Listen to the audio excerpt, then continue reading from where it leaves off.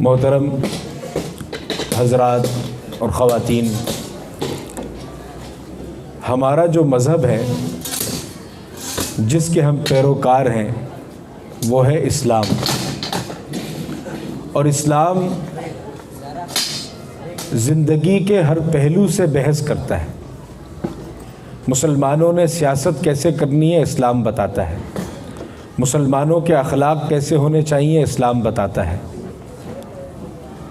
مسلمانوں کی معاشرت طرز رہن سہن کیا ہونا چاہیے اسلام بتاتا ہے۔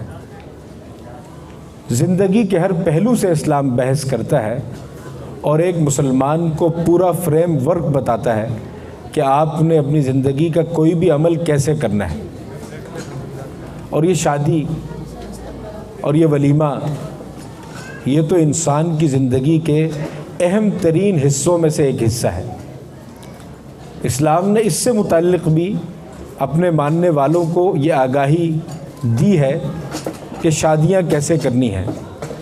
اور خوشیاں کیسے منانی ہیں۔ تو آج کی اس محفل میں دو باتیں کرنی ہیں۔ اگر پہلی بات زیادہ لمبی نہ ہوئی تو انشاءاللہ دوسری بات بھی آپ کے گوش گزار کی جائے گی۔ دیکھیے، جو بھی مسئلہ ہو اس میں اسلام یہ بتاتا ہے کہ ایک ہوتا ہے فتویٰ اور ایک ہوتا ہے تقویٰ۔ تقویٰ کا مطلب یہ ہے کہ زندگی کا یہ عمل جو آپ انجام دینے جا رہے ہیں اس میں وہ بلند ترین لیول کہ جس پر اللہ تعالیٰ راضی ہو جائیں گے اور اللہ تعالیٰ انعامات فرمائیں گے، اس کو کہتے ہیں تقویٰ۔ اور فتویٰ کہتے ہیں کہ کم از کم لیول کہ جس سے نیچے اگر آپ چلے گئے تو گناہ ہو جائے گا۔ اس کی ایک چھوٹی سی مثال میں آپ کو بتاتا ہوں۔ پائنچے اوپر کرنا ٹخنوں سے مردوں کے لیے یہ ایک حکم ہے۔ اب اس حکم میں ایک فتویٰ ہے اور ایک تقویٰ ہے۔ اس میں تقویٰ یہ ہے کہ پائنچے آپ آدھی پنڈلی تک اونچا کریں گے، اور فتویٰ یہ ہے کہ اگر آپ آدھی پنڈلی تک اونچا نہیں کر سکتے تو کم از کم ٹخنے کی اوپر والی جو حد ہے اس سے تھوڑا سا اوپر رکھ لیں۔ تو یہ فتویٰ ہے۔ نکاح کے اندر بھی ایک تقویٰ ہے اور ایک فتویٰ ہے۔ ایک اس کا اعلیٰ ترین لیول ہے کہ جس پر اللہ راضی ہوتے ہیں، اللہ کے رسول راضی ہوتے ہیں اور بہترین انعامات عطا فرماتے ہیں، اور ایک اس میں فتوے والا لیول ہے کہ کم از کم جو ضرور ہونا چاہیے جس سے نیچے آپ چلے گئے تو وہ گناہ ہو۔ تو پہلی بات یہ کہ نکاح میں تقویٰ کیا ہے، اعلیٰ ترین لیول جو ایک مسلمان کو شادی میں، نکاح میں، بیاہ میں اختیار کرنا چاہیے۔ حضور صلی اللہ علیہ وسلم نے اپنی زندگی میں اپنی صاحبزادی حضرت فاطمہ رضی اللہ تعالی عنہ ان کی شادی کروا کر ہمیں نکاح کرنے اور کروانے کا اعلیٰ ترین نمونہ بتا دیا۔ تو اس محفل میں پہلی بات آپ کے سامنے یہی رکھنی ہے کہ سیدۃ نساء اہل الجنہ، جنت کی عورتوں کی سردار حضرت فاطمہ رضی اللہ تعالی عنہ کی شادی حضرت علی رضی اللہ تعالیٰ عنہ جو باب العلم تھے، علم کا دروازہ تھے، شیر خدا تھے، اور حضرت حسن و حسین کے رضی اللہ عنہما کے والد ماجد تھے، ان کا نکاح کیسے ہوا؟ ہوا یوں کہ جب حضرت فاطمہ رضی اللہ تعالی عنہ کی عمر 15.5 سال ہو گئی تو جب بچی بڑی ہو جاتی ہے، بالغ ہو جاتی ہے، تو اس کے رشتے آنا شروع ہوتے ہیں۔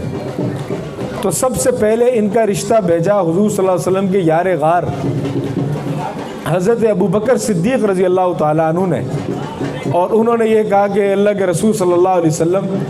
میں آپ کی دامادی کا شرف حاصل کرنا چاہتا ہوں۔ حضور صلی اللہ علیہ وسلم نے انکار فرما دیا۔ حضرت ابو بکر کو انکار ہوا تو حضور صلی اللہ علیہ وسلم نے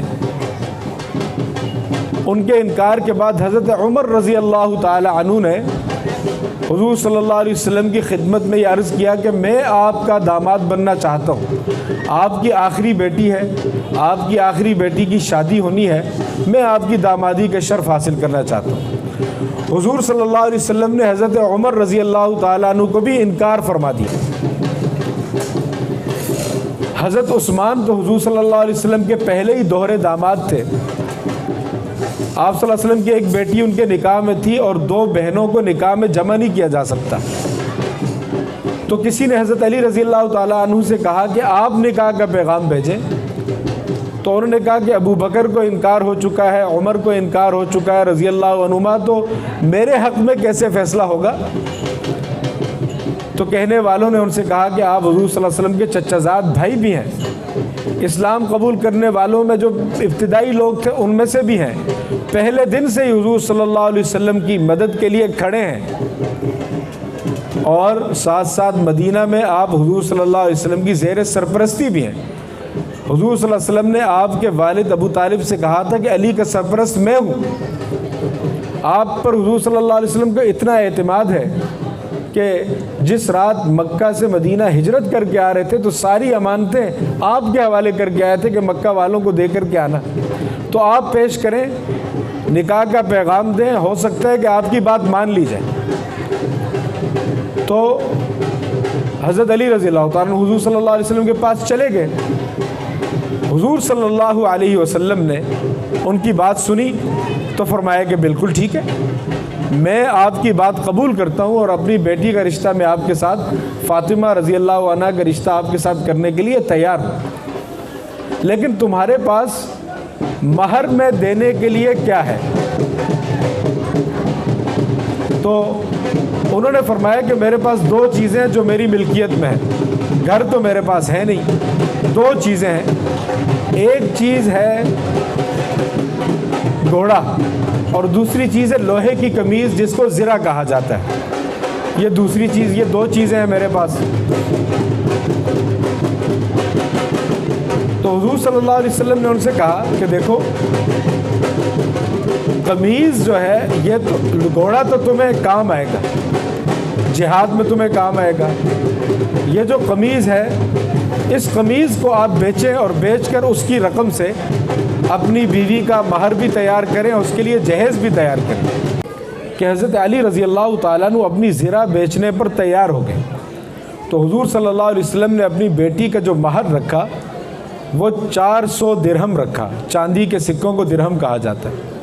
وہ زرہ بکی 480 درہم میں، اور جو 80 درہم تھے ان سے حضور صلی اللہ علیہ وسلم نے اپنی بیٹی کا جہیز تیار کروایا، پیسے علی کے تھے، جہیز تیار کروایا، اور جہیز میں کیا تھا؟ آپ صلی اللہ علیہ وسلم نے ایک چارپائی خریدی، چارپائی کے 4 گدے خریدے، 2 رضائیاں خریدی، ایک تکیہ خریدا، ایک بڑی چادر خریدی، ایک پانی کا پیالہ خریدا، ایک مشکیزہ خریدا، اور چاندی کے 2 بازو بند آپ صلی اللہ علیہ وسلم نے خریدے۔ یہ آپ صلی اللہ علیہ وسلم نے اپنی بیٹی کا جہیز تیار کروایا۔ جب جہیز تیار ہو گیا تو حضور صلی اللہ علیہ وسلم، رحمت دو عالم صلی اللہ علیہ وسلم نے، ایک صحابی اپنے خادم تھے انس رضی اللہ تعالیٰ عنہ، ان کو بلایا، اور انس رضی اللہ تعالیٰ عنہ کو بلا کر ان سے یہ کہا کہ میں نے اپنی بیٹی کا نکاح کرنا ہے مسجد میں، تو آپ ایسا کریں کہ مدینہ میں 2 بڑے مسلمانوں کے طبقے رہتے ہیں، ایک مہاجرین اور ایک انصار، تو مہاجرین میں سے ابو بکر کو بلا لیں، عمر کو بلا لیں، عثمان کو بلا لیں، طلحہ کو بلا لیں، زبیر کو بلا لیں، ان کو بلائیں، اور انصار کے فلاں فلاں جو لوگ ہیں ان کو بھی بلا لیں۔ جب وہ آگے تو آپ صلی اللہ علیہ وسلم نے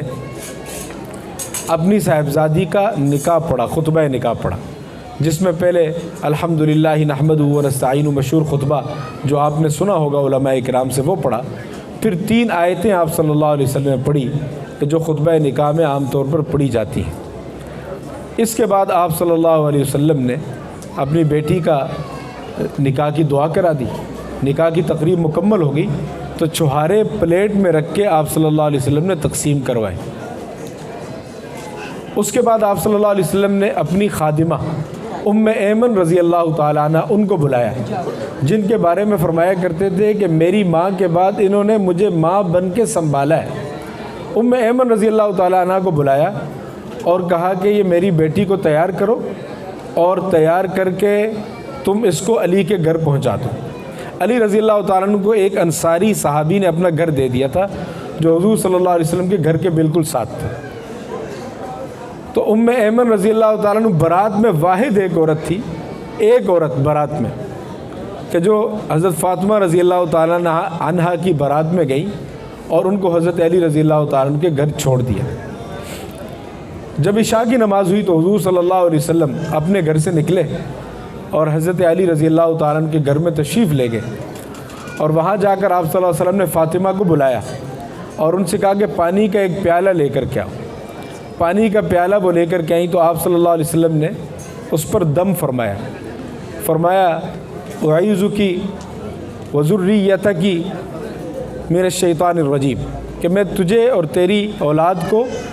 اللہ تعالیٰ کی پناہ میں دیتا ہوں شیطان مردود سے، تاکہ تمہاری حفاظت ہو جائے۔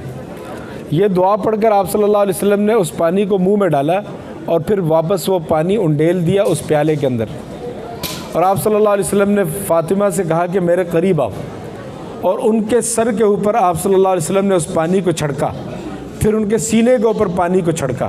پھر کہا کہ پشت میری طرف کرو، اور انہوں نے پیٹھ آپ صلی اللہ علیہ وسلم کی طرف کی تو آپ نے وہ پانی ان کے دونوں کندھوں پر چھڑکا اور ان کو دعا دی کہ اللہ تعالیٰ تجھے اور تیری اولاد کو برکت عطا فرمائے۔ پھر علی رضی اللہ عنہ سے کہا کہ یہ باقی پانی پی لو۔ پھر حضرت علی رضی اللہ تعالیٰ عنہ سے کہا کہ پانی کا پیالہ لے کر کے آؤ۔ اسی طرح دم فرمایا، کلی فرمائی، اور اس پانی سے ان کے سر پہ چھڑکا، سینے پر چھڑکا، پھر ان کی پشت کے اوپر بھی چھڑکا، اور ان سے کہا کہ میں تمہیں اللہ تعالیٰ کی حفاظت میں دیتا ہوں، اللہ تعالیٰ تمہاری حفاظت فرمائے۔ اس کے بعد آپ صلی اللہ علیہ وسلم نے دونوں کو بٹھایا، اور دونوں کو بٹھانے کے بعد آپ صلی اللہ علیہ وسلم نے یہ فرمایا کہ دیکھو، گھر کے اندر کے جتنے کام ہیں، کوئی کھانا بنانا ہے، کپڑے دھونے ہیں، اور دیگر جو کام ہے، صفائی ستھرائی ہے، وہ سارے ہیں فاطمہ کے کام، اور گھر کے باہر کے جتنے کام ہیں، جو ذمہ داریاں ہیں، وہ علی انجام دیں۔ یہ آپ صلی اللہ علیہ وسلم نے ایک نمونہ قائم فرمایا اپنی بیٹی کا، اور اس کے بعد آپ صلی اللہ علیہ وسلم وہاں گھر سے نکلے اور نکل کر آپ صلی اللہ علیہ وسلم اپنے گھر میں تشریف لے گئے۔ محترم حضرات، یہ نکاح کا اعلیٰ ترین نمونہ ہے، یہ تقوی اونچا نمونہ ہے، اور اس نمونے کو حاصل کرنے کی ہم سب کو فکر کرنی چاہیے اور کوشش کرنی چاہیے۔ اب اس واقعے سے ہمیں اسباق کیا حاصل ہوتے ہیں؟ پہلا سبق یہ حاصل ہوتا ہے کہ جب بیٹی جوان ہو جائے تو اس کے نکاح کے اندر تاخیر نہیں کرنی چاہیے۔ حضرت فاطمہ رضی اللہ تعالیٰ عنہ کی عمر تھی 15.5 سال، علی رضی اللہ تعالیٰ عنہ کی عمر تھی 21 سال۔ بیٹی جوان ہو گئی ہے، آپ صلی اللہ علیہ وسلم نے نکاح کرنے میں تاخیر نہیں فرمائی، اور امت سے یہ کہا کہ اگر تمہارے پاس کوئی ایسا رشتہ آ جائے، من ترضون دینہ وخلقہ، ایسا آدمی جو دین سے بھی تم اس کے مطمئن ہو، اس کے اخلاق اور سیرت و کردار سے بھی مطمئن ہو، تو اپنی بیٹی کا نکاح اس کے ساتھ کر دو۔ اگر تم ایسا نہیں کرو گے تو زمین میں بہت بڑا فتنہ ہو جائے گا اور بہت بڑا فساد ہو جائے گا۔ اور آج ہمارے معاشرے میں یہ ہو رہا ہے، ہم لڑکے سے وہ ڈیمانڈ کرتے ہیں کہ جو ایک 50 سال کی عمر کو حاصل ہوتی ہے، اس نوکری بھی ہو، اس کی گاڑی بھی ہو، اپنا گھر بھی ہو، یہ تو 50 سال کی عمر کے آدمی کو حاصل ہوتا ہے۔ تو یہ ہماری غلطی ہے، ہمیں حضور صلی اللہ علیہ وسلم کی سنت پر عمل کرنا چاہیے کہ بچی جوانہ ہو جائے، مناسب رشتہ آ جائے تو رشتہ کر دیں، ورنہ فساد ہوگا۔ ہمارے معاشرے میں صلاح الدین ایوبی فرمایا کرتے تھے کہ جس معاشرے میں نکاح مہنگا ہو جاتا ہے وہاں زنا سستا ہو جاتا ہے، اور جس معاشرے میں نکاح سستا ہو جاتا ہے وہاں زنا مہنگا ہو جاتا ہے۔ دوسرا سبق جو ہمیں اس واقعے سے ملتا ہے وہ یہ ہے کہ لڑکے اور لڑکی کی جب شادی ہم آپس میں کرائیں تو عمر کے تناسب کا خیال رکھیں۔ یہ بھی جائز ہے کہ لڑکا بہت بڑا ہو، لڑکی چھوٹی ہو، اس کے برعکس بھی جائز ہے کہ لڑکی جو ہے وہ بڑی عمر کی ہو اور لڑکا چھوٹی عمر کا ہو، لیکن بہتر وہ ہے کہ جو حضرت فاطمہ رضی اللہ تعالیٰ عنہ کے نکاح میں ہوا کہ حضرت فاطمہ 15.5 سال کی تھی اور حضرت علی رضی اللہ تعالیٰ عنہ 21 سال کے تھے۔ اتنا فرق، مناسب عمر ہو، تھوڑا سا لڑکا عمر میں بڑا ہو۔ حضور صلی اللہ علیہ وسلم نے حضرت ابو بکر کو جو انکار فرمایا، قریبی ترین دوست، قریبی ترین ساتھی، افضل ترین انسان، حضرت عمر کو بھی انکار فرمایا، جن کے بارے میں خود فرمایا کہ اگر میرے بعد کوئی نبی ہوتا تو عمر ہوتے۔ یہ انکار اس وجہ سے فرمایا کہ عمر میں تناسب نہیں تھا، عمر میں تناسب جو تھا وہ حضرت علی رضی اللہ تعالیٰ عنہ کو حاصل تھا۔ تیسری بات ہمیں یہ پتہ چلتی ہے کہ یہ طریقہ بھی جائز ہے کہ نکاح کا پیغام دینے کے لیے لڑکے والے آئیں کہ جی ہم منگنی کرنا چاہتے ہیں، لیکن یہ بھی جائز ہے کہ لڑکی والے خود جائیں، اور یہ بھی جائز ہے کہ لڑکا خود ہی چلا جائے۔ حضرت علی رضی اللہ تعالیٰ عنہ خود ہی اس کو اتنا آسان بنانا چاہیے کہ حضرت علی رضی اللہ تعالیٰ عنہ اپنے نکاح منگنی کرنے کے لیے حضرت علی رضی اللہ تعالیٰ عنہ خود ہی تشریف لے کے چلے گئے تھے۔ حضرت عمر رضی اللہ تعالیٰ عنہ نے اپنی بیٹی کو، حفصہ کے شوہر کا انتقال ہو گیا تو انہوں نے حضرت ابوبکر سے بات کی کہ میں اپنی بیٹی کا رشتہ آپ کو دینا چاہتا ہوں۔ حضرت عمر رضی اللہ تعالیٰ عنہ سے بات کی، انہوں نے انکار کر دیا، تو حضرت عمر رضی اللہ تعالیٰ عنہ سے بات کی، حضرت عثمان رضی اللہ تعالیٰ عنہ سے حضرت عمر نے بات کی کہ میں اپنی بیٹی کا رشتہ آپ کو دینا چاہتا ہوں۔ دونوں نے انکار کر دیا، تو ناراض بھی ہوئے اس پر، لیکن انہوں نے انکار اس لیے کیا تھا کہ وہ حضور صلی اللہ علیہ وسلم کا ارادہ ان دونوں حضرات کو معلوم تھا کہ آپ صلی اللہ علیہ وسلم حفصہ سے خود شادی کرنا چاہتے ہیں۔ تو یہ بھی جائز ہے کہ ہم لڑکی والے جا کے پیغام دیں، لڑکے والے جا کے پیغام دیں، خود لڑکا چلا جائے کہ جی میری شادی کر دیں، اپنے کسی قریبی عزیز کے پاس خود بھی جا سکتا ہے، اور اس میں کوئی حرج کی بات نہیں۔ ہمارے یہاں تو حضرت تھانوی رحمۃ اللہ علیہ ایک بزرگ گزرے ہیں، وہ فرماتے تھے کہ ہمارے یہاں جو منگنی ہے یہ چھوٹی قیامت ہے، اور جو شادی ہے یہ بڑی قیامت ہے، کہ منگنی میں اتنے رسم و رواج ہوتے ہیں، ہر بندے کو جوڑا دینا، کپڑے دینا، خرچہ کرنا۔ تو حضور صلی اللہ علیہ وسلم نے جو اعلیٰ ترین نمونہ قائم فرمایا اس میں منگنی کو بالکل آسان فرمایا۔ اور پھر آپ یہ دیکھیے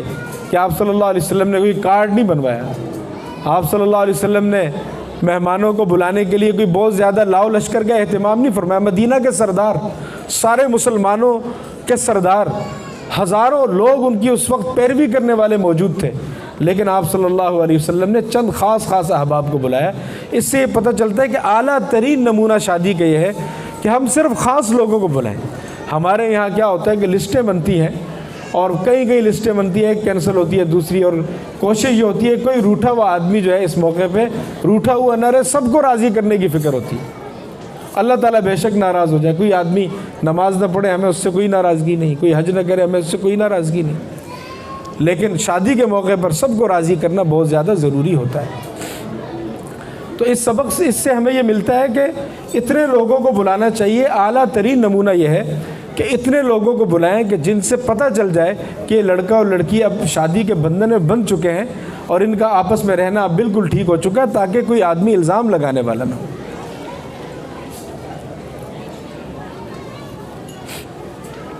تو یہ حضور صلی اللہ علیہ وسلم نے ایک نمونہ قائم فرمایا۔ اب اس سے ایک اور بات ہمیں یہ ملتی ہے کہ جہیز کا جو انتظام کرے گا وہ کون کرے گا؟ تو حضور صلی اللہ علیہ وسلم نے جو اس کے لیے نمونہ قائم فرمایا وہ یہ ہے کہ جہیز کا انتظام وہ لڑکی والوں کی ذمہ داری نہیں ہے، وہ لڑکے والوں کی ذمہ داری ہے۔ حضرت علی رضی اللہ تعالیٰ عنہ کے نکاح کے موقع پر حضور صلی اللہ علیہ وسلم نے علی رضی اللہ تعالیٰ عنہ کو یہ حکم دیا کہ علی آپ نے جہیز کا انتظام کرنا ہے، اور جہیز کا انتظام حضرت علی رضی اللہ تعالیٰ عنہ نے کیا۔ پھر یہ دیکھیے کہ حضور صلی اللہ علیہ وسلم نے یہاں پر مہر رکھا۔ مہر در حقیقت ایک گفٹ ہوتا ہے کہ جو بیوی کی شوہر کی طرف سے اس کی بیوی کو دیا جاتا ہے۔ تو اس کی کم از کم مقدار کیا ہے؟ اس کی کم از کم مقدار ہے 2 تولے 7 ماشے چاندی، 2 تولے 7 ماشے چاندی کی قیمت۔ حضرت فاطمہ رضی اللہ تعالیٰ عنہ کا جو مہر حضور صلی اللہ علیہ وسلم نے رکھا وہ 400 درہم تھا، اور 400 درہم کی قیمت آج کل کے زمانے میں بنتی ہے 131 تولہ اور 3 ماشا چاندی۔ اور اگر آپ اس کا ریٹ نکالیں گے 131 تولے کا تو یہ آج کل کی تاریخ میں لگ بھگ 2 لاکھ کے بنتا ہے۔ تو یہ جو مہر ہے اس کا بھی شادی کے موقع پہ ہونا ضروری ہے، اور مہر کی آپ صلی اللہ علیہ وسلم نے کوئی بہت تھوڑا مہر نہیں رکھا۔ آج کل کہتے ہیں 5000 مہر رکھ لو، نہیں، آپ صلی اللہ علیہ وسلم نے اپنی بیٹی کا مہر بہت مناسب رکھا، اور اپنی جتنی ازواج مطہرات تھی سب کا مہر یہ رکھا 131 تولہ اور 3 ماشا چاندی آپ صلی اللہ علیہ وسلم نے رکھا۔ اور یاد رکھیے کہ شوہر کیا کرتے ہیں، بعض اوقات مہر بہت زیادہ رکھ لیتے ہیں لیکن وہ ادا نہیں کرتے اور بیوی سے معاف کرواتے ہیں۔ شادی کی پہلی رات کے معاف کر دو، یا جب عورت کا جو ہے شوہر کا انتقال ہو جاتا ہے تو اس موقع پر کہتے ہیں کہ آپ اس اپنے شوہر کو معاف کر دو. تو دیکھیے اس طرح جبراً معاف کروانے سے مہر معاف نہیں ہوتا. عورت دلی رضامندی سے معاف کرے گی تو معاف ہوگا. تو یہاں اس واقعے سے ہمیں ایک یہ سبق بھی ملتا ہے کہ ہم نے مہر کتنا مقرر کرنا ہے. اور 7واں سبق ہمیں اس واقعے سے یہ ملتا ہے کہ میاں بیوی کی جب آپس میں ملاقات ہو تو بہتر یہ ہے کہ لڑکی کا جو والد ہے وہ ان کے گھر میں چلا جائے, اور جو عمل میں نے رسول اللہ صلی اللہ علیہ وسلم کو بتایا کہ وہ پانی پر آپ صلی اللہ علیہ وسلم نے دم کر کے سینے پہ چھڑکا, سر پہ چھڑکا, پچھلے دونوں شانوں پہ چھڑکا, یہ عمل کرنا چاہیے. لیکن بعض اوقات سسر صاحب کو شرم آ رہی ہوتی ہے تو شادی سے پہلے لڑکا اور لڑکی آپس میں یہ عمل کر لیں کہ پہلے جو ہے نا وہ لڑکا پانی لے, اور پانی لینے کے بعد جو ہے وہ دم کرے, اور دم کرنے کے بعد اپنی بیوی پہ چھڑک دے, اور پھر اس کی بیوی اس پر چھڑک دے. اس پر بھی عمل کرنے کی گنجائش ہے. تو اگر ہم اس طرح سے نکاح کریں گے تو یہ اعلیٰ ترین نمونہ ہوگا, اور اللہ تعالیٰ اس نکاح کے اندر وہ برکتیں عطا فرمائیں گے جو حضرت فاطمہ رضی اللہ تعالیٰ عنہا اور حضرت علی رضی اللہ تعالیٰ عنہ کو عطا فرمائی تھی, کہ ان کو اللہ پاک نے حسین رضی اللہ تعالیٰ عنہ جیسا بیٹا عطا فرمایا جس نے پوری امت کو یہ نمونہ دکھایا, سر داد نہ داد دست در دست یزید حقا کے نشانے لا الہ حسین, کہ انہوں نے اپنا سر دے دیا لیکن اپنا ہاتھ ایک ظالم حکمران کے ہاتھ میں نہیں دیا. اور لا الہ الا اللہ کا سبق اگر کسی نے سمجھنا ہو تو حسین رضی اللہ تعالیٰ عنہ اس کے لیے بہترین نمونہ ہے. حسین رضی اللہ تعالیٰ عنہ کی زندگی کا حاصل اور خلاصہ یہ ہے کہ اپنا پورا خاندان اور اپنا آپ سب کچھ اللہ کے لیے قربان کر دو. تو ایسے بیٹے اگر ہم چاہتے ہیں حسین رضی اللہ تعالیٰ عنہ جیسے بیٹے, اور حسن رضی اللہ تعالیٰ عنہ جیسے بیٹے اگر ہم چاہتے ہیں جنہوں نے مسلمانوں کی 2 بڑی جماعتوں میں شدید جھگڑے کو ختم فرمانے میں بہترین کردار ادا کیا, تو اس کے لیے ہمیں حضرت فاطمہ اور حضرت علی رضی اللہ تعالیٰ عنہ کی شادی کے اس نمونے پر عمل کرنا ہوگا. تو یہ میں عرض کر رہا تھا کہ ہر مسئلے میں 2 چیزیں ہوتی ہیں, ایک ہوتا ہے تقویٰ اعلیٰ ترین نمونہ, اور ایک ہوتا ہے فتویٰ جس کی گنجائش ہے. تو تقویٰ تو یہ ہے کہ جو حضرت رسول اللہ صلی اللہ علیہ وسلم نے فاطمہ اور علی کی شادی کے موقع پر ایک نمونہ قائم فرما کر امت کو بتا دیا کہ یہ تقویٰ اعلیٰ ترین درجہ ہے. اور ادنا ترین درجہ کیا ہے جو کم از کم ہر شادی میں ضروری ہونا چاہیے, بلکہ ہر خوشی کی تقریب میں ضروری ہونا چاہیے, چاہے وہ ایک خاندانی تقریب ہو, چاہے وہ ایک محلے کی سطح پہ تقریب ہو, چاہے وہ ایک شہر کی سطح پہ تقریب ہو, چاہے وہ قومی تہوار ہو. تو اس موقع پہ شریعت کہتی ہے کہ 4 اصول اگر لوگ اپنے سامنے رکھیں تو ہر خوشی منانا جائز ہو جاتا ہے. اور یہ 4 اصول ایسے ہیں کہ مسلمان بھی ان کو تسلیم کرتے ہیں اور اس کو کافر بھی تسلیم کرتے ہیں. لیکن میں اب اس تفصیل میں نہیں جاؤں گا, میں خلاصے کے طور پر 4 اصول آپ کے سامنے پیش کرتا ہوں تاکہ ہمیں پتہ چل جائے کہ ہم نے اپنی خوشیوں میں کون سی 4 چیزیں ہیں جو اپنے سامنے رکھنی ہیں. پہلا اصول اسلام نے یہ فراہم کیا ہے کہ خوشی کے موقع پر ہر مسلمان کے ذمہ یہ بات لازم ہے کہ وہ حیا اور شرم کے تقاضوں کو بالائے طاق نہ رکھے. شرم کے وہ اصول اور حیا کے وہ اصول جو اسلام نے فراہم کیے ہیں, اپنی شادیوں کے موقع پر اور اپنی خوشیوں کے موقع پر ان اصولوں کو سامنے رکھنا چاہیے. جیسے اسلام کا ایک اصول یہ ہے کہ لڑکے اور لڑکیوں کا اختلاط نہیں ہونا چاہیے, اکٹھے نہیں بیٹھنا چاہیے. ہمارے بھائی انور عباسی صاحب اللہ تعالیٰ ان کو جزائے خیر دے, عورتیں الگ ہیں اور مرد الگ ہیں. اور دیکھیے آج کل کیا ہوتا ہے کہ اگر لڑکیوں کی اس محفل میں تصویریں کھینچی جائیں, اس کا نقصان یہ ہوتا ہے کہ لڑکیوں کی تصویریں وائرل ہو جاتی ہیں اور لوگ ان کے ساتھ عجیب عجیب کرتب کر جاتے ہیں. تو انہوں نے یہ پابندی لگائی کہ لڑکوں کی جانب تو ایک الگ مسئلہ ہے, علماء کا اختلافی مسئلہ ہے. بعض علماء ڈیجیٹل تصویر کو جائز کہتے ہیں, بعض ناجائز کہتے ہیں. ڈیجیٹل تصویر بنائی جا سکتی ہے, گنجائش تو ہے, لیکن لڑکیوں کی تصویریں بنانے کے اتنے نقصانات ہیں, وہ تو عجیب و غریب لوگ ان کے ساتھ حرکتیں کر جاتے ہیں. تو یہ دیکھیے یہ حیا ہے. اگر ڈانس ہوگا اور لڑکے لڑکیوں کا مخلوط ڈانس ہوگا یہ تو بے حیائی ہے, اس کو اسلام نے منع فرمایا. اب میں آپ کو بتاتا کہ مسلمان بھی مانتے ہیں اس کو, کافر بھی مانتے ہیں, لیکن وقت نہیں ہے, 3:15 بجے بات مکمل کرنی ہے. اس لیے اس کو یاد رکھیے کہ پہلا اصول ہماری ہر خوشی کے موقع پہ یہ ہونا چاہیے کہ ہمیں حیا کے اصول دین نے جو بتائے ہیں علماء سے معلوم کر کے اس کے اوپر عمل کرنا چاہیے. اور دوسری چیز شریعت کہتی ہے کہ اسراف نہیں ہونا چاہیے. اسراف کیا چیز ہے کہ حلال چیز میں ضرورت سے زیادہ پیسے خرچ کرنا. میرے پاس ولیمے کے لیے 1 لاکھ روپے ہے، 1 لاکھ کا میں ولیمہ کر سکتا ہوں، میں اگر اس کے لیے قرض لیتا ہوں، میں اس کے لیے سودی قرض لیتا ہوں، 10 لاکھ کا ولیمہ کرتا ہوں، اسلام کہے گا یہ اسراف ہے، یہ ناجائز ہے۔ ٹھیک ہے، ولیمہ کرنا جائز ہے۔ حضرت علی رضی اللہ تعالیٰ نے جو ولیمہ کیا تھا اس میں مکو کا ساگ تھا، چند جو کی روٹیاں تھیں، اور جو ہے چند کھجور کے دانے تھے، اور یہ حضور صلی اللہ علیہ وسلم کے داماد کا اور نوجوانان جنت کے سردار، دونوں سرداروں کے والد کا نکاح ہوا تھا۔ لیکن ولیمہ جتنا زیادہ کیا جائے جائز تو ہے، لیکن اس میں چادر اتنی ہی پھیلائی جائے جتنے پاؤں ہیں، پاؤں دے کر چادر پھیلائی جائے۔ اس سے زیادہ کریں گے، قرض لیں گے، لوگوں سے مانگیں گے، اور آج کل لوگ ولیمے کے لیے بھیک لیتے ہیں، قرض لیتے ہیں، سودی قرض لے لیتے ہیں بینکوں سے جا کر کے، تو یہ کیا اسراف؟ حلال چیز میں ضرورت سے زیادہ خرچ کرنا اسراف۔ تیسری چیز ہے تبذیر، جو ہمیں نہیں کرنی چاہیے۔ تبذیر کیا ہے؟ حرام چیز میں 1 روپیہ بھی خرچ کرنا، یہ تبذیر ہے۔ اور اللہ تعالیٰ فرماتے ہیں ان المبذرین کانوا اخوان الشیاطین، کہ تبذیر کرنے والے یہ تو شیطان کے بھائی ہیں، یہ شیطان ہے، یہ شیطان کی نسل سے ہیں، یہ شیطان کے بھائی ہیں۔ ناجائز چیز کیا ہے؟ اب یہ دیکھیں ڈھول باجے بجانا، یہ تو ناجائز ہے۔ اب اس ناجائز چیز میں ہم نے نہیں ناجائز کیا، علماء بتاتے ہیں، بناتے نہیں ہیں، اللہ کے رسول نے ناجائز کیا۔ اب اس میں 1 روپیہ بھی خرچ کرنا یہ تبذیر ہو جائے گا، اور یہ اللہ تعالیٰ کو سخت ناپسند ہے۔ تو خوشی کے موقع پر ناجائز چیزوں میں 1 روپیہ بھی نہیں خرچ کرنا چاہیے۔ اور چوتھا اصول یہ ہے کہ جب بھی ہم کوئی تہوار منائیں، کوئی خوشی کی تقریب ہو، وہاں جو بنیادی اسلام کے اصول ہیں، تقاضے ہیں، آبجیکٹیوز ہیں، وہ ہمارے سامنے رہنے چاہیے۔ مثال کے طور پر شادی ہو رہی ہو، اور بنیادی جو اس مسلمان کا مقصد ہے وہ یہ ہے کہ وہ دنیا میں آ کر اللہ کی عبادت کرے، اور اللہ کی عبادت میں بہترین عبادت نماز پڑھنا ہے۔ اب ہم شادی کر رہے ہوں یا کسی اور خوشی کی تقریب میں ہو، کوئی تہوار منا رہے ہیں، کوئی اور خوشی کی تقریب منا رہے ہیں، اور اس میں ہم اسلام کے اس بنیادی مقصد کو چھوڑ دیں تو یہ درست نہیں ہوگا۔ تو یہ فتویٰ ہے۔ اس فتوے میں پھر آپ کے لیے بہت ساری گنجائشیں نکل جائیں گی۔ بڑا ولیمہ کرنا بھی جائز ہو جائے گا، اور اسی طرح سے خرچہ کرنا بھی جائز ہو جائے گا، شاید جہیز کا لین دین بھی جائز ہو جائے، لیکن یہ ہر خوشی کی تقریب میں ان 4 اصولوں کو سامنے رکھنا چاہیے۔ میں پھر عرض کر دیتا ہوں، پہلا اصول یہ ہے کہ حیا اور شرم کے وہ اصول جو اسلام نے بتائے ہیں وہ ہمارے سامنے ہونے چاہیے، اور دوسرا اسراف نہیں کرنا چاہیے اور تبذیر نہیں کرنی چاہیے۔ اسراف یہ ہے کہ حلال مال میں ضرورت سے زائد خرچ کرنا، اور تبذیر یہ ہے کہ ناجائز چیز میں 1 روپیہ بھی خرچ کرنا۔ اور چوتھا یہ ہے کہ کسی بھی خوشی کی تقریب میں اسلام کے جو بنیادی اصول اور ضابطے ہیں، آبجیکٹیوز ہیں، مقاصد ہیں ایک مسلمان کے اس دنیا میں آنے کا جو مقصد ہے، وہ اس کی نظروں سے اوجھل نہیں ہونا چاہیے۔ تو فتویٰ بھی بتا دیا، تقویٰ بھی بتا دیا۔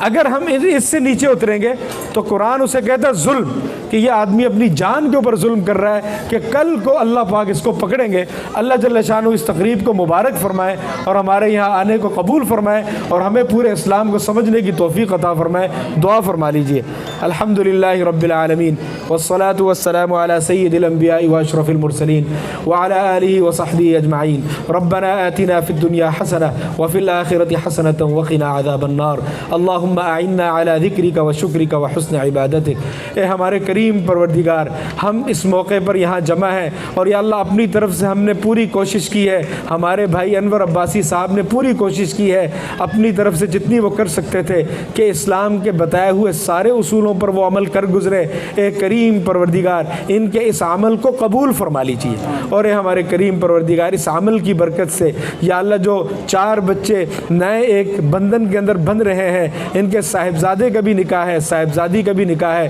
یا اللہ ان 2 جوڑوں کو یا اللہ ان کو بابرکت بنا دیجیے، اور اللہ ان کو آپس میں ان دونوں جوڑوں کے جتنے بھی یا اللہ دلہا دلہن ہیں، یا اللہ ان کو آپس میں محبتیں عطا فرمائیے۔ یا اللہ وہ محبتیں جو آپ نے آدم اور حوا کے درمیان پیدا فرمائی تھی، یا اللہ وہ محبتیں ان کے درمیان میں بھی پیدا فرما دیجیے، اور یا اللہ وہ محبتیں جو آپ نے حضرت ابراہیم اور حضرت حاجر علیہ السلام کے درمیان میں پیدا فرمائی تھی، یا اللہ وہ ان کے درمیان میں بھی پیدا فرما دیجیے، اور یا اللہ وہ محبتیں جو آپ نے حضرت رسول اللہ صلی اللہ علیہ وسلم اور حضرت عائشہ رضی اللہ تعالی عنہ کے درمیان پیدا فرمائی تھی، یا اللہ وہ محبتیں ان کے درمیان میں بھی پیدا فرما دیجیے، اور یا اللہ وہ محبتیں جو آپ نے حضرت علی اور حضرت فاطمہ رضی اللہ عنہما کے درمیان پیدا فرمائی تھی، یا اللہ وہ محبتیں ہے ان دونوں کے درمیان میں بھی پیدا فرما دیجئے۔ اور اے ہمارے کریم پروردگار ان جوڑوں کو اور یا اللہ جتنے لوگ بھی یہاں بیٹھے ہوئے ہیں یا اللہ ان کو حاسدوں کے حسد سے محفوظ فرما لیجئے، شریروں کے شر سے محفوظ فرما دیجئے، فتنہ ڈالنے والوں کے فتنوں سے محفوظ فرما دیجئے،